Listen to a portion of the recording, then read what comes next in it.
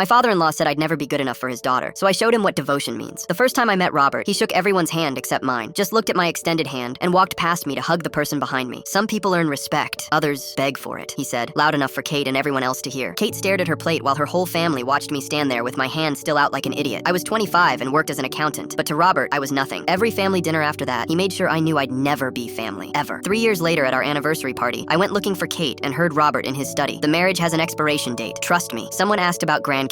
Kate knows better than to reproduce with him. Some mistakes can't be undone. I stood frozen outside that door, but then I heard him say something else. Something about his past that changed everything. A secret that would destroy him. At Thanksgiving, Robert's drunk aunt grabbed my arm when nobody was looking. You remind me of Thomas, she whispered. Robert heard the name from across the room and his face went white. Aunt Marie, you're confused. Thomas is dead. But she kept talking, and Robert actually walked over and pulled her away from me. Dead for decades, he said, staring at me like it was a warning. That night, I couldn't stop thinking about that name and Robert's reaction. Started searching online. Found nothing. Then I tried business records in Oregon, where the aunt said she used to send Christmas cards. Found him, Thomas Brenner, woodworking shop in Portland. Took me 6 months to get him to trust me. At first, he wouldn't even admit who he was. When I finally told him I was married to his niece, the phone went quiet. Robert still tells people I'm dead? His voice sounded broken. What else does he say about me? During those months, Robert got vicious. Started calling me the temp in front of his business partners. Made me eat in the kitchen during holiday dinners while the family ate in the dining room. Actually told Kate's cousins not to get too attached to me. Kate stopped trying to defend me after Robert threatened to cut her off completely. I wanted to tell her what I was doing but couldn't risk Robert finding out. Thomas told me pieces of the truth over dozens of calls. Their father's business, a fight about money. But there was something else he wouldn't tell me. Something about their mother that made him go quiet every time. Then Robert announced his 70th birthday party, the social event of the year with half the city council attending. That's when Thomas finally told me the real reason he'd stayed away. The one thing that would bring him back. I knew exactly what I had to do. Robert stood at the microphone telling everyone how he built his empire. Success requires cutting out the cancer, even if it shares your blood, especially when it shares your name. The ballroom doors opened. A man walked in who looked exactly like Robert, but worn down by years of grief. The room went silent as people started recognizing him from old family photos on the walls. Robert dropped the microphone. It screeched across the speakers. You're dead. I told everyone you died. Did you also tell them why? Thomas asked, walking forward. Robert's business partner stood up. Thomas? Robert said you died in a car accident. He told you lots of things, Thomas said. Then he pulled out a photograph and held it up. Their mother. But he never mentioned she died alone, begging for both her sons. Or that her ashes are still sitting in a funeral home because neither of us could face what we'd done. Kate gasped beside me. Uncle Thomas? I stood up. Your dad didn't just say he was dead. He let their mother die alone because he was too proud to share the room with his brother. And Thomas stayed away for the same reason. Thomas's voice cracked. But your husband didn't give up on me. Kept calling until I listened. Showed me that family isn't about being right. It's about showing up. He looked at Robert. I came for Mom, Bobby. It's time to bury her. Together. The whole room watched Robert's face crumble. He grabbed the edge of the podium to keep standing. She asked for you, he whispered. Even at the end. We both failed her. But your son-in-law didn't fail us, Thomas said. Kate took my hand in front of everyone. Dad, look at what he did. Look at what real family does. 3 weeks later, we buried their mother together. At the service, Robert introduced me differently. This is my son, he said. The only one who understood what family meant.